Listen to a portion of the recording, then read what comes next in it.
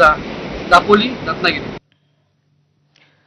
सिंधुदुर्ग जिल्ह्यातल्या विजयदुर्ग किल्ल्याला जागतिक वारसा स्थळाचा दर्जा मिळाला। त्यामुळे सध्या स्थानिकांसह शिवप्रेमींमध्ये उत्साह पाहायला मिळतोय। मराठा इतिहास आणि मराठा आरमार यामध्ये विजयदुर्ग किल्ल्याचं अनन्यसाधारण महत्त्व अधोरेखित झालंय। सध्या किल्ल्याची तटबंदी आणि काही ठिकाणी पडझड झाली असून जागतिक वारसा स्थळाचा दर्जा मिळाल्यामुळे किल्ल्याची डागडुजी याला करायला चालना मिळेल अशी आशा व्यक्त केली जाते। दरम्यान किल्ल्यावर आलेल्या पर्यटकांनी आणि शिवप्रेमींनी देखील या निर्णयाचं स्वागत केलं।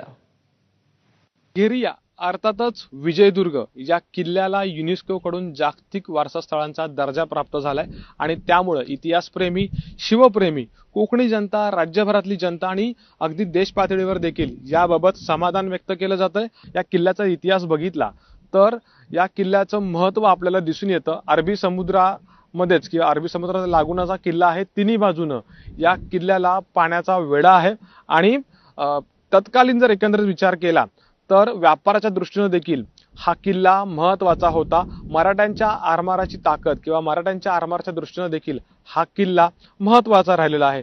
किल्ल्यावरती फिरताना साधारणपणे आपल्याला 27 बुरुज या किल्ल्यावरती आहेत।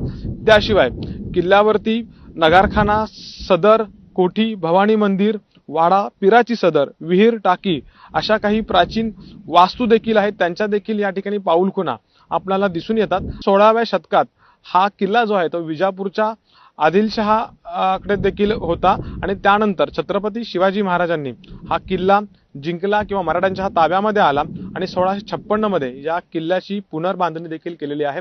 अर्थात युनेस्को कडून याला जागतिक वारसा स्थळांचा दर्जा प्राप्त झाल्यामुळे आता इथल्या पर्यटनाला चालना मिळेल।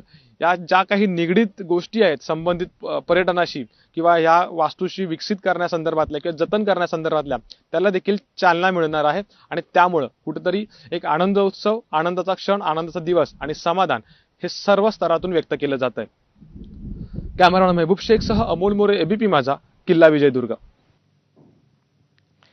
युनेस्कोच्या जागतिक वारसा स्थळांच्या यादीत महाराष्ट्रातील सर्वात उंच असलेल्या नाशिक जिल्ह्यातील साल